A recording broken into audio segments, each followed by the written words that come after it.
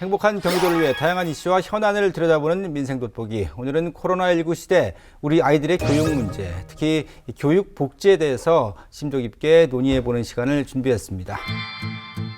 코로나19 유행 이후 달라진 우리 사회. 특히 학교에서는 감염 예방을 위해 온라인 수업과 등교 수업을 병행하면서 학생들의 교육 환경 또한 달라졌다.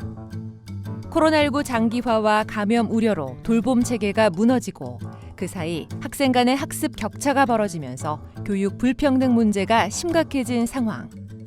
이처럼 다양한 문제들로 인해 교육 복지가 우리 사회의 주요 핵심 과제로 떠오른 가운데 경기도의 교육 복지 앞으로 어떤 방향으로 나아가야 할지 자세히 이야기를 나눠보자. 함께해 주실 두 분 소개해드리죠.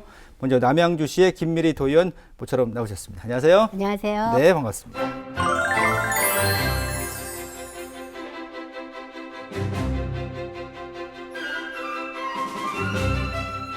그리고 시흥시의 안광률 도의원도 자리 빛내주셨습니다. 네, 안녕하세요. 네, 고맙습니다.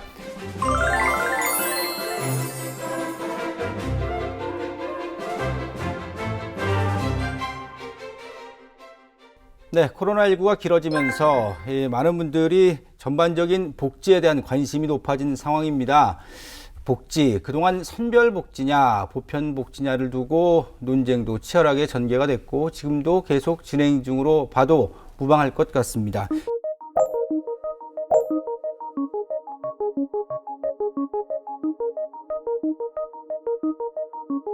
교육에서도 예외가 아닌데 먼저 우리 교육에서는 선별복지가 맞는 것인지 보편복지가 맞는 것인지 어떻게 볼 수 있을까요? 사실 우리가 보편복지냐 선별복지냐는 너무 많이 얘기를 해왔던 것 같아요. 근데 제가 생각한 복지는 무엇이 선별이냐 보편이냐가 우선이 아니라 적당하게 그것을 맞추어서 필요한 곳에 맞춰야 하는 게 맞지 않겠느냐라는 생각을 합니다. 그래서 이 복지라는 것 이전에 교육이란 것이 무엇인가? 교육은 모든 우리 아이들에게 보편적으로 다 공평하게 평등한 기회가 주어져야 된다라고 생각하는 관점에서 본다면 제 개인적으로는 보편복지가 맞을 거다라는 생각을 하고 있습니다. 예, 일단 보편적인 복지를 좀 중심으로 해서 정책을 계속 진행해 나갈 필요가 있다. 이렇게 이해가 되고요. 자, 그리고 특히나 이제는 이 공교육 모두가 무상으로 가야 된다, 무상 지원으로 가야 된다 이런 의견이 상당히 많이 나오고 있거든요. 자, 이 부분 어떻게 볼 수 있을까요? 네, 이제 뭐 무상교육으로 가야 한다는 것은 이제 가치관의 문제가 아니라 이제는 우리 헌법이 지향하는 철학이라는 겁니다. 우리 헌법 제31조에 보면 모든 국민은 균등하게 교육을 받을 권리가 있다라고 규정을 하고 있고요. 의무교육은 무상으로 해야 한다고 명시하고 있습니다. 따라서 의무교육에 소요되는 경비는 무상으로 한다는 것은 국가의 의무이고 또 우리 헌법이 지향하는 가치라고 할 수 있겠습니다. 예. 자, 보편복지와 이제 선별복지 이런 말씀 간단하게 좀 나눠봤었는데 보편복지를 바탕으로 하되 이제 선별복지 역시 중요하게 받아들여지고 있죠. 참 어떤 관계가 좀 바람직할까요? 네.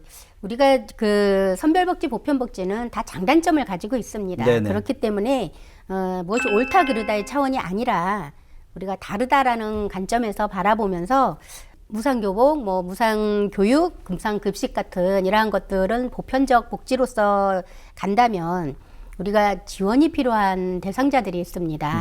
예, 그런 지원 대상자들에게는 정말 그 대상자에게 맞는 복지가 필요하기 때문에 그런 건 당연히 선별복지로서 지원을 해야지 된다라고 보기 때문에 어느 한 것이 옳다 다르다가 아니라 상호 보완적인 그림으로 그러한 정책적으로 가야 하지 않나라는 추진해야 된다고 생각합니다. 자, 선별복지, 보편복지에 대해서 좀 이제 정리를 좀 하고 이제 무상 지원에 대한 공교육의 어떤 방향성 이 부분도 좀 짚어봤고요. 자, 그렇다면 현재 큰 틀에서 경기 지역의 초중고등학교의 복지 시스템은 어떤지 좀 현황을 살펴볼까요?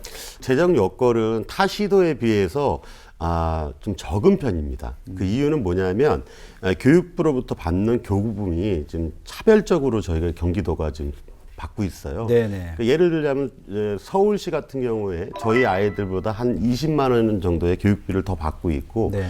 전북 같은 경우에 심지어 저희 경기도 아이들의 2배를 더 받고 있습니다. 이런 건 이제 교부금의 차별적인 지원에서부터 이제 문제가 있긴 한데 네. 그렇지만 이제 보편적인 교육복지에 대한 열정을 가지고 있는 우리 시군이 경기도에 많이 있기 때문에 선도적으로 지금 추진을 하고 있습니다. 네네. 잘 아시겠지만 2010년도부터 일부 지역에서 초등학교 5, 6학년을 대상으로 무상급식이 시작됐고요. 네.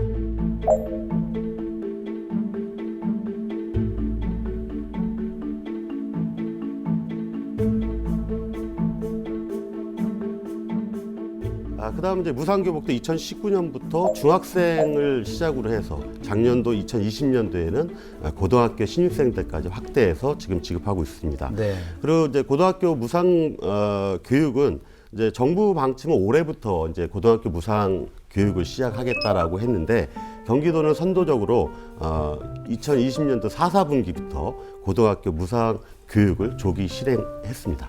네, 무상급식, 무상교복 또 무상교육까지 해서 이제 단계적으로 완성형으로 가고 있는 상황인데 코로나19 겪으면서 많은 분야에서 사각지대가 발생을 했습니다. 복지사각지대, 교육 역시 마찬가지라고 볼 수 있는데 복지사각지대에 빠진 우리 아이들 적지 않다라는 지적이 있습니다. 실제 어느 정도 상황인가요? 네, 뭐 수치로 계산했다기보다는 네. 작년에 우리가 아마 너무나 충격적인 사건이 있었죠. 인천에서 일어났던 형제 그 화재 사건. 네네. 보호자가 없는 사이 음식을 하려다 화재가 나 중상을 입은 형제 중 동생이 화재 발생 한 달여 만에 사망했습니다. 거기에 사실의 원칙적인 건 케어해 줄 수 있는 어른이 없었다는 거죠. 그래서 우리 국민들이 너무나 놀라고 광분도 하고 막 슬픔도 어떻게 할 수가 없었었는데 네. 어떻게 보면 코로나 시대에 부모, 어른의 케어를 받지 못하는 그런 돌봄의 사각지대가 더 크게 부각될 수 있었던 상황이었습니다. 그래서 네. 지금 현재적으로 우리 그 경기도에서나 또 각 시군과 함께 이제 대응으로 하고 있는 돌봄 사업들, 학교에서 하고 있는 돌봄 프로그램, 뭐 그 지역에서의 지역 아동센터 같은 곳들이 많은 그 케어 역할을 하고 있지만 이게 지금 코로나 상황에서 밀집된 공간에 아동들을 수용할 수 있는 한정된 인원이 있고 이러다 네. 보니까 또 그리고 방역 문제라든지 그리고 무엇보다도 그 케어해 줄 수 있는 교사들 수급 문제까지도 다 네네. 연동적으로 돼서 지금 수치가 중요한 것이 아니라 상황이 되게 심각한 상황이다라고 말씀드릴 수 있습니다. 예, 지금 심각하다고 말씀해 주셨는데 이 지역 아동센터가 코로나19 이후에 이 돌봄의 어떤 공적 영역이 상당히 넓어지면서 그 중요성이 부각이 됐습니다만 그에 비해서 상대적으로 좀 지원이 열악하다. 이런 얘기들이 많이 나왔거든요. 어려움도 호소하고 일부 그 지역 아동센터는 많이 문을 닫았다. 이런 보도도 접했는데 이게 좀 대책이 필요할 것 같은데 어떻게 볼 수 있을까요? 네, 현재로서는 이 여러 가지 국비 사업이라든지 기타 등등 운영하는 곳에서 가장 열악한 기관입니다. 네. 운영비라든지 네. 급식비 문제나 또는 그 근로자의 최저임금 문제 등으로 너무나 심각한 운영난에 처해 있는 것이죠. 그래서 급식비 같은 경우는 6,000원 정도씩 지급이 되는 거를 그중에 20%만이라도 운영비로 좀 쓸 수 있도록 전환을 좀 해보자라는 차원에서 했는데 실질적으로 복지부에서 불허가 떨어졌어요. 우리 경기도하고는 그렇게 하기로 얘기가 되어서 좀 희망적이었는데 그래서 지금 경기도하고의 문제에서는 복지부에 계속 건의를 하면서 적어도 20% 정도는 운영비로 전환해서 사용할 수 있도록 하고 궁극적으로는 급식비와 운영비를 좀 분리해서 네. 예, 그 급식비에서 나눠 쓰는 것이 아니라 운영비 따로 급식비 따로 해서 갈 수 있도록 노력을 해야지 된다라는 그런 말씀을 드릴 수 있습니다. 예, 저는 이제 개인적으로 네네. 우리 지역아동센터가 지역에서 그 돌봄의 기능을 가지고 있음에도 불구하고 지금 말씀하신 것처럼 지원에 대한 부분이 네. 상당히 열악하다 보니까 후원을 받지 않으면 운영을 못하는 정도예요. 그래서 저는 이 지역아동센터의 기능을 우리가 좀 확대해서 네. 마을 학교의 모델로 좀 재탄생을 시켜서 이 안에서 부족한 돌봄도 해결을 하고 아이들의 놀터 또 꿈터를 만들어서 네. 우리 아이들이 좀 더 창의적인 자기 진로를 찾아갈 수 있는 그런 기능을 할 수 있게끔 네네. 지자체와 좀 협의해서 마을 학교로 전환시키는 이런 모델을 한번 좀 고민해 볼 때가 되지 않았나라는 생각을 합니다. 학교의 돌봄 시스템, 이게 부모 입장에서는 제일 믿을 수 있는 공간이라고 여겨지는데 학교의 돌봄 시스템도 많은 좀 어려움이 있었잖아요. 어떻게 지금 운영이 되고 있나요? 예, 지금 이제 경기도는 진짜 초등학생이 약 75만 명 정도 됩니다. 이 중 이제 돌봄을 희망하는 아동 수가 약 10% 정도, 한 7만 명 정도가 지금 돌봄을 지금 받고 있는데요. 신청자 전원을 다 수용할 수가 없어요. 이러다 보니까 돌봄이 이제 누구의 사무인가라는 거에 대해서 상당히 논쟁이 많지 않습니까? 네네. 이제 학교는 뭐 교육과 보육이 분리돼야 된다는 입장이고, 그렇죠. 지자체는 또 학부모들이 믿고 신뢰하는 안전한 곳이 학교다. 그래서 학교에서 돌봄을 맡아야 된다 이렇게 생각을 하는데, 아마 작년도에 이제 법안이 이제 통과된 걸로 알고 예, 있는데요. 이제 공동주택 500가구 이상의 공동주택에는 의무적으로 이 돌봄 센터를 넣게끔 이제 해놨더라고요. 네. 그래서 사회적으로 이런 부분들이 이제 점차 늘어나야 되고, 지자체가 할 것이냐, 이제 학교가 할 것이냐.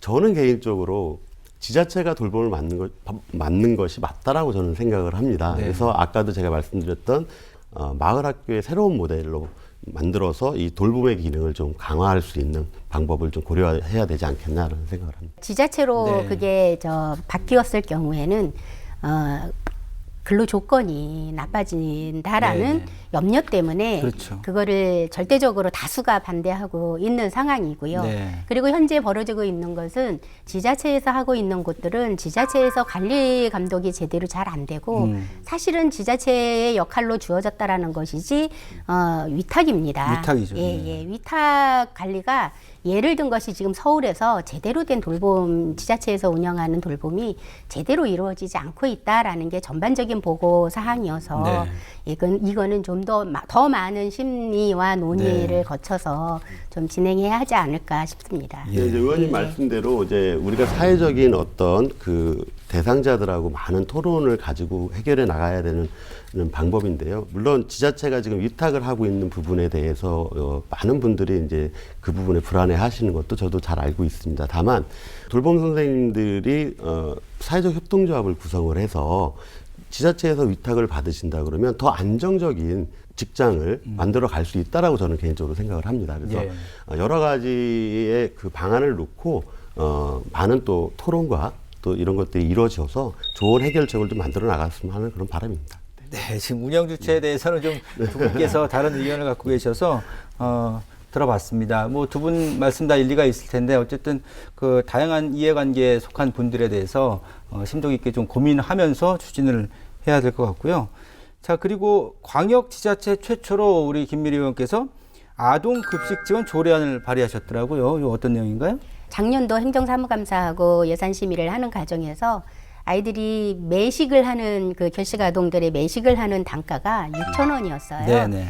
그 카드를 들고 가서 식사를 할 때 우리가 식당에서 6,000원의 음식을 찾기라는 건 뭐 편의점의 분식 뭐 이런 그렇죠. 거 정도밖에 네네. 없기 때문에 이 문제 제기를 계속 했었고요. 네네. 그런데 그 예산을 올리고자를 네. 하나 그동안에 우리 급식비의 조례가 없고 그동안은 정부의 지침대로만 운영을 해왔기 때문에 네네. 예, 그런 그 사각지대가 발생이 되었다라는 걸 알게 됐습니다. 예. 그래서 결식 아동들에 대한 급식 지원 체계 사업에 대해서 명확하게 명시를 했습니다.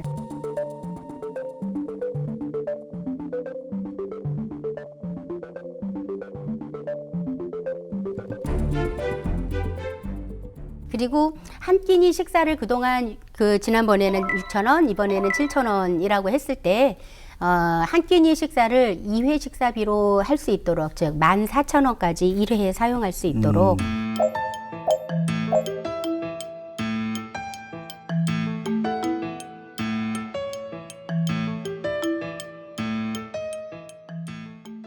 대상자는 경기도가 정하는 게 아니고 네. 31개 시군에서 예, 선별을 해서 경기도에 이제 알려주면, 통보해주면 그 이제 예산이 3대 7의 대응 사업이거든요. 경기도가 30, 시군이 70% 해가지고 예, 이제 사업이 진행되고 있습니다. 그러면 하루에 한 끼 정도 개념으로 잡고 평일 기준이면 대략 한 7,000원이면 한 14만 원 정도 월. 아, 네. 그 공휴일 주말까지 다 포함하는 겁니다. 다 합치면 20만 원이 넘는군요. 네네. 그러면 월 1인당 20만 원이 네. 넘고. 예, 달라진 또, 게 있다면 그 전에는 그 달에 그 돈을 사용 못하면 2월이 안 됐는데 안 됐었는데 예. 요번부터는 이제 2월이 됩니다. 이런 소식이 좋은 소식이에요. 네. 이런 말씀이. 예. 네. 아까 제가 저희 이제 티타임 때 신청자에 한해서만 대상은 잡혀 있는데 신청하지 않으면 이것도 받을 수 없다고 그러더라고요. 아니에요. 아닌가요? 네, 이 대상자들이 아. 이용을 할 수 있는 방법이 네네.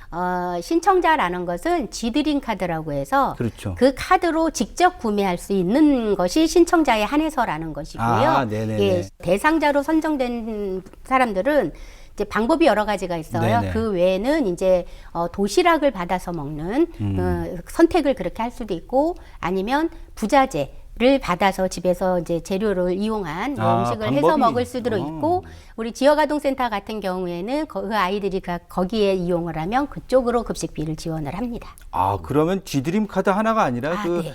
급식비를 사용할 수 있는 방법이 상당히 다양화되어 네, 네, 있군요. 네, 네. 예. 자, 그런데 이게 또 이 조금 어려운 흔히 이제 결식 우려 아동 요렇게 사실은 이제 표현들을 요즘에 하던데 이에 대한 어떤 급식비 지원도 중요하지만 이 맞벌이 가정에 대한 좀 급식비 지원도 하면 어떨까 이런 얘기가 나오는데 이건 조금 쉽지는 않은 것 같아요. 네, 예. 이게 조금 어려운 부분이 좀 있습니다. 이제 이 식사를 위해서 학교를 나오라는 것이 좀 조심스러운 부분이 있어요. 이제 네. 왜냐하면 코로나 때문에 우리가 이제 그 3분의 2 등교로 인해서 집에서 온라인 수업을 받다가 밥때 돼서 와라 이것도 참 애매한 겁니다. 그래서 예. 좀 어떤 좀 방안을 좀 찾아야 되는데. 학교에서도 물론 방역의 문제라든지 아이들이 학교를 오가는 안전 문제라든지를 네. 해서 우리 학교에서는 지금 그 반대를 하고 있어요. 저 개인적으로도 반대합니다. 학교로 밥 먹으러 가는 네, 거. 네. 좀 제 제안이라고 한다면 빨리 그거를 선별 교육과정이라는 게 나오니까 네. 그래서 빨리 도시락을 기존에 하고 있는 곳에 연락을 해서 좀 더 준비해서 네. 배달이 좀 가능했으면 하는 그런 마음이 있습니다. 현재로서는 딱히 정해진 방법이라는 건 이 탄력급식밖에 없습니다. 그러면 이번에 이제 식재료 꾸러미는 집행이 안 되겠네요. 네, 현재까지 이번에는. 논의되지는 않는 걸로 그렇죠. 알고 지난번에만 있습니다. 작년에만 네, 네. 그렇게 한번 한 네. 거고. 자, 이제 교육재난지원금 얘기를 좀 해보겠습니다. 안강률 의원께서 관련 조례안을 대표 발의하셨는데요. 이 취지가 어떤지부터 볼까요? 어떤 코로나19로 인해서 네. 작년에 이제 많은 아이들이 등교를 못했지 않습니까? 저희가 이제 초등교육법에 보면 190일 이상 이제 수업 일수를 채워야 되는데 작년 같은 경우에는 수업을 다 채우지도 못했지만 네네. 또 대면으로 나와서 한 수업이 한 50일 정도밖에 안 됐죠. 네, 그래서 이제 그렇죠. 네. 아까 이제 앵커께서도 말씀하셨듯이 그 꾸러미를 이제 지급을 했는데 사실 이 꾸러미를 지급하게 된 계기도 교육부가 내려준 공문 하나에 의존해서 했던 겁니다. 그러니까 이제 지급 근거가 없었죠. 네. 예, 그래서 이런 교육 재난으로 인해서 자연재해라든가 이런 걸로 인해서 학생들이 제대로 그 수업이라든가 또 급식 여러 가지 지원받아야 될 것들을 네. 못 받았을 때 그 비용을 가지고 예. 교육 재난 기금을 활용한 다른 것으로 지급해 줄 수 있는 이런 좀 근거를 만들었다고 볼 수 있겠습니다.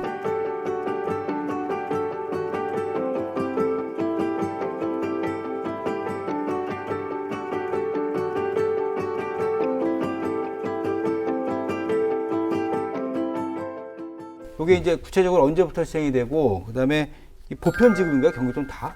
네, 그렇습니다. 어느 정도 규모로 되는 좀 구체적으로 그러니까 어느 정도 규모라고 딱 아직까지는? 정하지를 못하는 게 왜냐하면 이제 예를 들자면 급식비가 이제 올해도 일부가 남았지 않습니까? 네. 그러면 이제 급식비뿐만 아니라 아이들 이제 교수 학습 자재비라든가 또 학교에서 사용되는 운영비라든가 뭐 다양한 이 아이들한테 들어가는 비용들을 네네. 추계를 해서 그렇죠.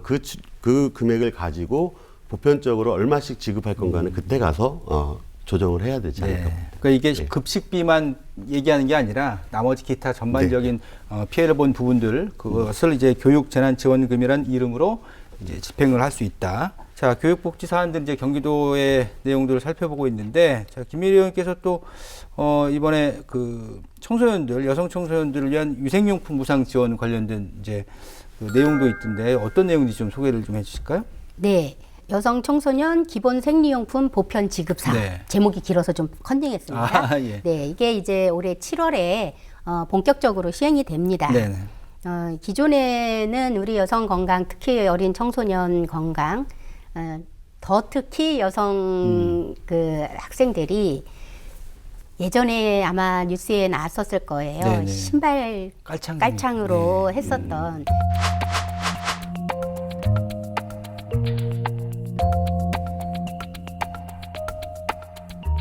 만 11세에서 18세에 해당하는 여성 청소년에게는 네. 한 달에 11,500원씩. 네. 그래서 약 한 달에 1년에 13만 원 정도에 해당이 되는 네. 생리용품 구입비를 카드나 뭐 모바일 형태의 지역 화폐 등으로 지급할 계획이어서 네. 예, 이게 이제 되면 참 다행인데 문제는 이게 매칭 사업이에요. 네네. 시군과 경기도가 이제 예산을 같이 해야 되는데 네. 경기도는 31개 시군에 다 이제 같이 동시 시행할 준비가 됐는데, 아. 그러니까 31개 시군 중에 네네. 일부는 아니 뭐 예산의 문제라든지 뭐 이런 문제로 동시에 모두가 함께 할 수 없다라는 그런 상황이기는 안타까운 상황이긴 하지만 네네. 아마도 연내로 다 확대돼서 시행하지 않을까 싶습니다. 네.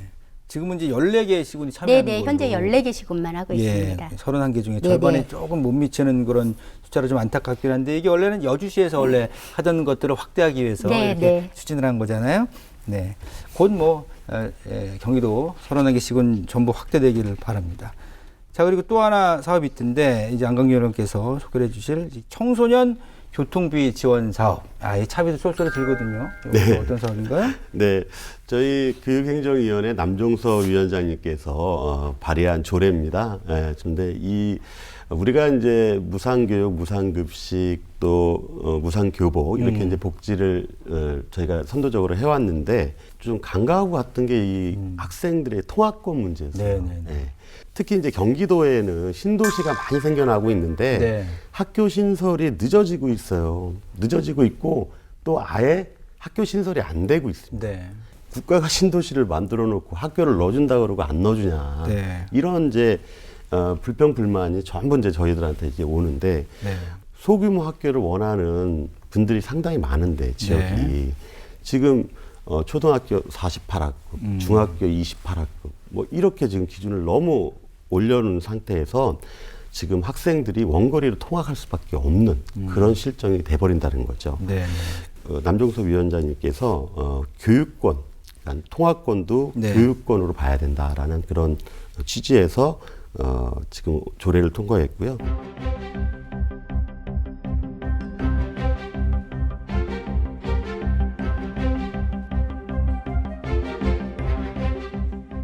지금 이제 이 조례가 통과됐기 때문에 네. 아마도 그 2학기부터 적용되지 않을까 이렇게 보는데요. 먼저 이제 학생들이 이 카드를 뭐 교통카드를 네네. 쓰잖아요. 그 쓴 내역을 가지고 이제 후불제로 지불해주는 이런 방식을 지금 택하고 있는데 네. 이거에 대한 또 문제점도 말씀하시는 분들이 있어서 네네. 이 부분에 대해서는 시행하기 전에 좀 더 논의를 해서 어떤 좋은 방안이 어떤 건가를 좀 한번 더 고민해 보기로 했습니다. 교통권도 상당히 중요하죠. 네. 뭐 지금 사실은 교통비 지원 사업 말씀 나누다 보니까 스쿨버스 얘기까지 근본적인 그런 또 대안까지 한번 논의를 해봤습니다. 앞으로 교육복지 관련해서 좀 필요한 부분들이 있다면 어떤 것들이 있을지 김미리 의원부터 한번 들어볼까요? 네, 우리가 교육복지를 논할 때는 항상 학교 밖의 청소년도 같이 고민하고 같이 네. 생각해야 한다고 생각합니다. 제가 전반기 교육위원회에 있을 때도 그랬고요. 우리 지금 그 여성가족평생교육위원회에 있으면서도 학교 밖에 우리 초등학교, 중학교까지는 의무교육이고 고등학교도 교육비를 이제 무상교육을 해주고 있는 상황에 네. 이런 학교 밖의 청소년을 포함해서 우리 교육은 평등합니다. 그 나이에는 그 나이에 맞는 교육을 받아야 한다고 생각합니다. 물론요. 그런 예. 보편적 그 복지를 아까 논했던 것처럼 그래서 제외되어 있는 청소년 없이 모두에게 교육적 역할에서만큼은 평등한 대한민국이 되기를 기대하고 있습니다. 전국적으로 보면 경기도를 제외하고는 그 학령 인구가 감소기에 들어갔다고 합니다. 이제 네. 아이들이 귀해졌죠. 그런데 교육의 방향은 아직도 양적 팽창을 지금 추구하고 있어요. 근데 저는 이제 질적인 교육, 그러니까 질적 향상을 하는 그런 교육을 도모해야 될 시기가 됐다. 그래서 그 일환으로 우리가 소규모 학교 또 네.